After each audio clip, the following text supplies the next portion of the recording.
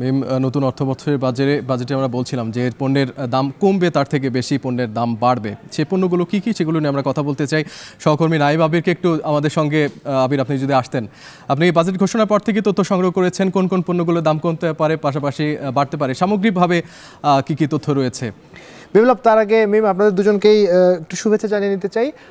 বলতে চাই যে বাজেটে সব সময়ে যে ব্যাপারটির দিকে মানুষের আগ্রহ বেশি থাকে, আমরা জানি যে কোন পণ্যের দাম কমলো এবং কোন পণ্যের দাম বাড়লো, এটি বিভিন্ন বয়সী মানুষ তাদের নিজ নিজ প্রয়োজনীয় যে পণ্য, ছোট যে বয়স যার কম, সে হয়তো চকলেটের ব্যাপারে খবর রাখছে, আমি হয়তো আমার যে প্রয়োজনীয় সেটির ব্যাপারে খবর রাখছি।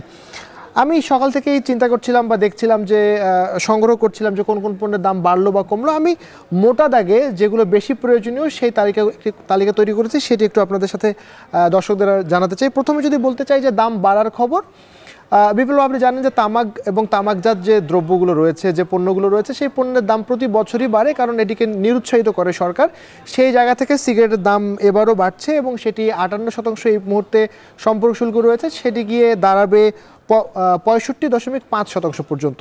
এবং এর বাইরে গিয়ে যদি বলি যে সিগারেট এবং বিড়ি, গত বছর সিগারেটের দাম বেড়েছিল কিন্তু বিড়ির দাম বাড়েনি, তবে এবার বিড়ির যে স্থানীয় পর্যায়ে আমরা যে পেপার উৎপাদন করা হয় আমাদের বাংলাদেশে, সেটিও ভ্যাট বাড়বে, যেটি এখন 7.5% রয়েছে, সেটি গিয়ে পৌঁছবে 10%।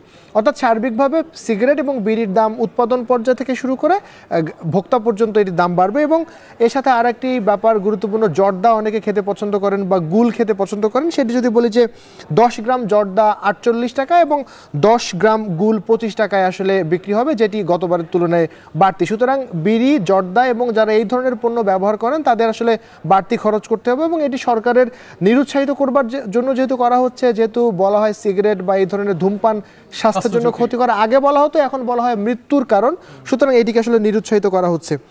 বিপ্লব, এবার একটু বলতে চাই যে আমরা শীতাতপ নিয়ন্ত্রিত যে যন্ত্র, এসি এবং রেফ্রিজারেটর, এটি আসলে এখন নিত্য প্রয়োজনীয় পণ্যে পরিণত হয়েছে, কারণ যে পরিমাণ তীব্র দাবদাহ চলছে, ঢাকার আবহাওয়া বিগত কয়েক বছরের তুলনায় একেবারে রেকর্ড এবার স্পর্শ করেছে, সেই তুলনায় এই দুটি পণ্য একেবারে নিত্য প্রয়োজনীয় পণ্য হয়েছে। কিন্তু এবারের বাজেটে বিশেষ করে এসির কথা যদি বলি, সেটিকে বিলাসবহুল পণ্য হিসেবে চিহ্নিত করা হয়েছে এবং বলা হয়েছে এর যে সম্পূরক শুল্ক এই মুহূর্তে কর যেটি 5% রয়েছে, সেটি 7.5% গিয়ে পৌঁছবে, অর্থাৎ 2.5% বাড়বে। এবং রেফ্রিজারেটরের ক্ষেত্রে একই 5 থেকে 7% গিয়ে পৌঁছবে। সুতরাং গ্রাহক পর্যায়ে মানে ভোক্তা পর্যায়ে এসি এবং রেফ্রিজারেটর কেনবার যে চাহিদা আমরা দেখছি, সেটি হয়তো কিছুটা ঘাটতি হতে পারে, কারণ প্রস্তাবিত বাজেটে এই দুটি পণ্যের দাম বাড়বার ব্যাপারে প্রস্তাবনা দেওয়া হয়েছে।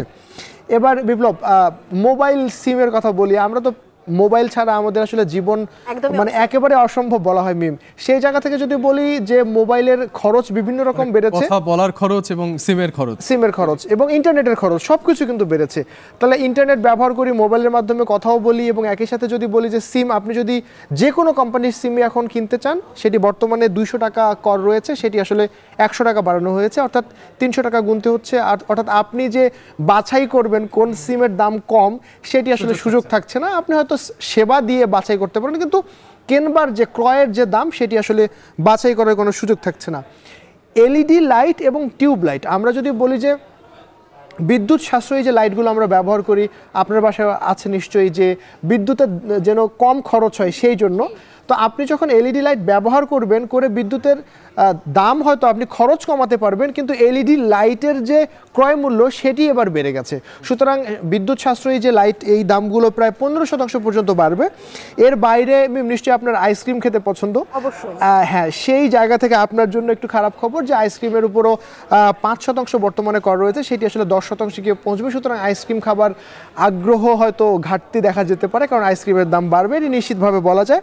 সবশেষ দাম বাড়ার তালিকা আরেকটি তথ্য বলে রাখতে চাই, ওই তো গরমের কথা বলছিলাম, যেহেতু ফলের জুস আমরা অনেক পছন্দ আমাদের। এবং আর একটি বিষয় যদি একটু বলি, সেটি হলো যে আম সত্ত্ব, আমরা আম খেতে পছন্দ করি, আম যেহেতু আমরা নিজেরাই উৎপাদন করি। এর বাইরে তেঁতুলের জুস, মানে বিভিন্ন রকমের জুস আমাদের খুব প্রিয়। সেই জায়গা থেকে বোতলজাত এবং প্যাকেটজাত দুই ধরনের জুসেরই দাম বাড়বে, সেটি 5% বর্তমানে কর রয়েছে, সেটি আসলে 15% গিয়ে পৌঁছবে। সুতরাং যারা জুস পছন্দ করেন বা তীব্র গরমে একটু মনে করেন জুস খেয়ে আরাম বা ভালো লাগবে, সেটিও বোধহয় একটু লাগাম টানতে হবে তাদের জন্য। তবে এবার একটু স্বস্তির খবর দিতে চাই বিপ্লব, যে দাম বাড়ার খবর শুনে যাদের মন খারাপ হয়েছে তাদের হয়তো আমি প্রশ্ন করব ভাবছিলাম, অনেক তো বলছিলেন যে দাম বাড়ছে বাড়ছে বাড়ছে, কোন পণ্যগুলোর দাম আসলে কমছে? হ্যাঁ, এবার মন খারাপ হওয়ার কারণ নেই, মন ভালো করার খবর হচ্ছে ল্যাপটপের দাম আসলে কমছে। এর আগে আমরা যতটুকু আমাদের কাছে যে তথ্য আছে বা আমরা দেখেছিও যে উৎপাদন পর্যায়ে মানে দেশীয় যে ল্যাপটপ, সেই ল্যাপটপের গ্রহণযোগ্যতা বা উৎপাদনকে উৎসাহ দেবার জন্য বিদেশি ল্যাপটপের উপরে বা বিদেশি যে আমরা যে ল্যাপটপের কথা বলছি সেই ল্যাপটপের উপরে ভ্যাট আরোপ করা হয়েছিল বেশি, যেন দেশীয় পণ্যটির প্রসার হয় বা প্রচার হয়।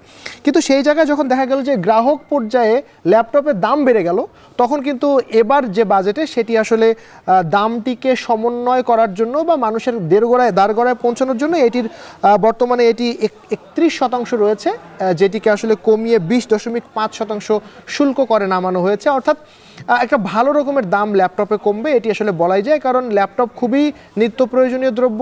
ফ্রিল্যান্সার বাংলাদেশে অনেক আছে যারা আসলে ল্যাপটপ ব্যবহার করে, হিসেবে যারা কাজ করতে চায়, মানে প্রাথমিকভাবে শুরু করতে চায়, তাদের জন্য বেশ এটি একটি ভালো খবর হতে পারে।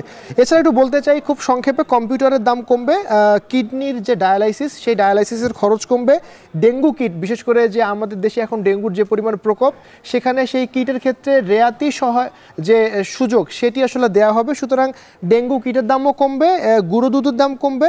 আমরা বড়দের কথা বলছি, ছোটদের জন্য সুখবর, গুঁড়ো দুধের দাম কমছে। কার্পেট, বিদেশি চকলেট, ছোটদের জন্য আরেকটি সুখবর আছে যে বর্তমানে আমদানি শুল্ক 45%, সেটি 20% গিয়ে পৌঁছবে। এবং উড়োজাহাজ আমদানির ক্ষেত্রে বিভিন্ন রকমের অগ্রিম কর মূসক রয়েছে। উড়োজাহাজ রক্ষণাবেক্ষণ অর্থাৎ ইঞ্জিনের দাম সহ উড়োজাহাজ যখন আমরা কেউ এখন প্রি অর্ডার বা অর্ডার করতে যাব, তখন এই মূসকের জায়গায় এসে কমার প্রস্তাব দেওয়া হয়েছে। সেটি হয়তো যখন এই বাজেটটি পাস হবে তখন হয়তো আমরা বিস্তারিত বলতে পারবো। তো বিপ্লব এবং মিম, এই ছিল আমার কাছে দাম বাড়া এবং দাম কমার সবশেষ তথ্য। ধন্যবাদ আপনাকে আমাদের সঙ্গে যুক্ত হওয়ার জন্য।